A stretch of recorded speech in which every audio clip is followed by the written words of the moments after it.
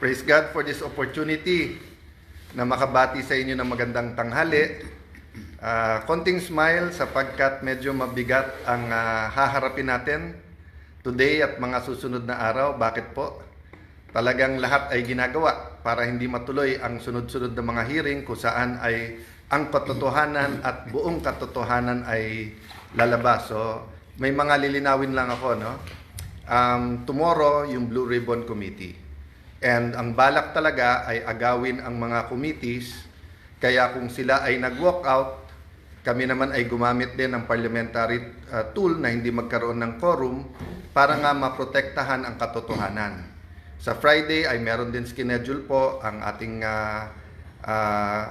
kasama sa Senate na talagang parating aral, parating ready at grabe po ang wisdom sa batas. Tungkol naman po sa DOJ at NBI yung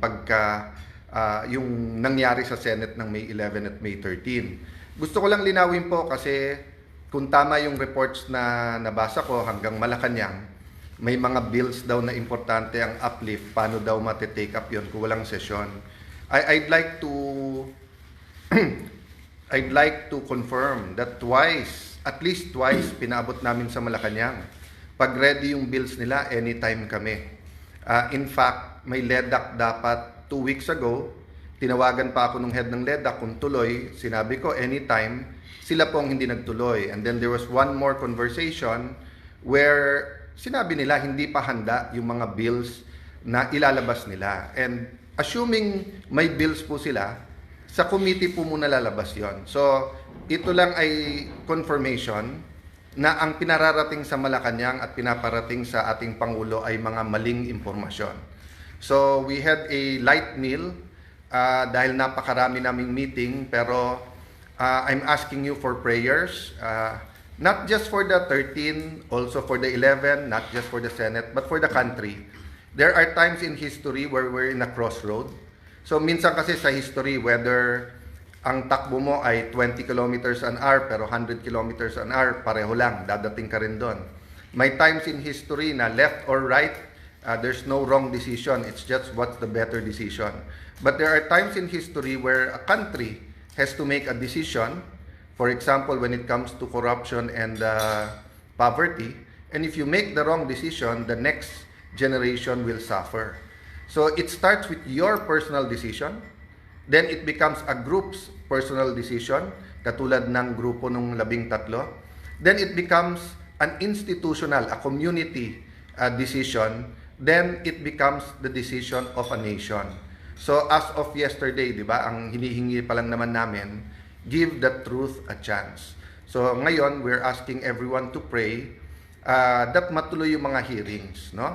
I'm not saying that every single witness will tell the truth. What I've been consistent with since 2007 nung chairman ako ng Blue Ribbon Committee was that that platform allows us for anyone to testify at makikita po natin yung testimony nung magte-testify. Nagtataka lang ako, bakit umiba ngayon na ilan buwan walang hearing kung kailan may mga bagong revelasyon at medyo mabibigat na yung mga witnesses na nagiging available. Anytime po, may malalaking witnesses din or mayroon din po mga pwedeng biglang magsabi ng totoo, no?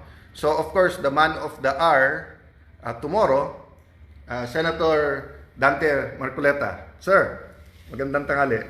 Kumusta po kayong lahat, mga kababayan? Ito po, nag-uusap-usap po kami para sa araw ng bukas.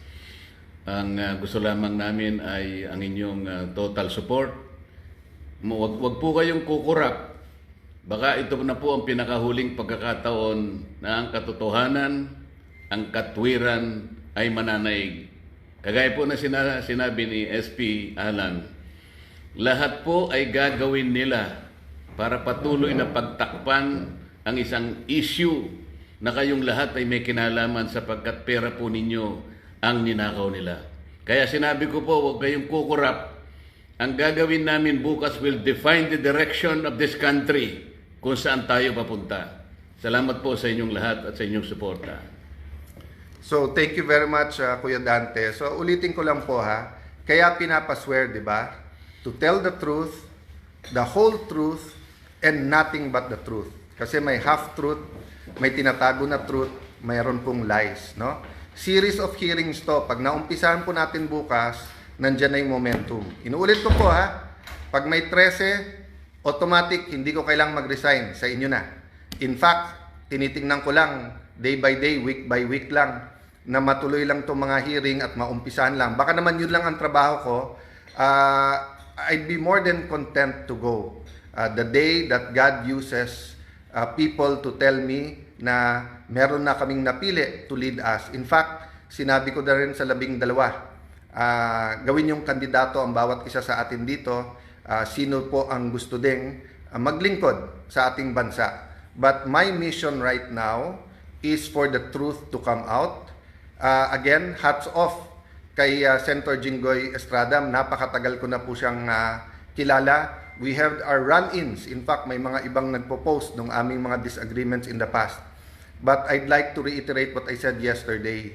Yung sinabi ni Senator Jinggoy na may ebidensya siya na talagang pinipilit siya lumipat at ang kapalit ay kanyang freedom at walang kaso, that's not hearsay to me because narinig ko mismo yung conversation. And palakas ng palakas yan, yung threat na yan sa iba pa naming mga kasama. So, dun sa 11, maybe some of them have a reason na, mag-ingay, lumaban, i-discredit yung Blue Ribbon kasi especially pagdating dun sa 18 Marines, nabanggit din ang pangalan nila, allegedly nahatiran din ng malay-maleta. Having said that, dun naman sa inyo na mga tinatakot lang kasi I know at least one member na tinakot siya. Kasama na namin siya eh. Actually, nung araw, mas bilib ako sa kanya kaso kay Jinggoy. At sinabi nga niya na sama na, siya pa nga nagko-complain. Pero ngayon, nagsasalita pa laban sa amin. But at the right time, no, we'll talk about that. My point is, we will stay strong, but please pray for us kasi may individual circumstances ang bawat isa and marami kaming hindi kontrolado. Diba? And yung pagdating ng mga witnesses. By the way, gusto ko lang malaman nyo, we also invited the Office of the Ombudsman, the DPWH and the DBM or the representatives kasi we'll do this very orderly. We'll find out nasaan na ba investigasyon nila, ilan na ba talaga ang ghost at hindi, magkano ba talaga ang involved dito. So ang daming impormasyon na kailangan maging malinaw sa atin lahat. So magandang tanghali po, please pray for our meetings today and ulitin ko po we're not praying that God be on our side. We're praying that we be on God's side. And to listen and to hear the prayer, dapat may basis. And the basis is God's Word. And of course, the basis is yung tamang counsel na dun lang tayo sa tama. Hindi pwedeng kasilungan. God bless you all. See you soon.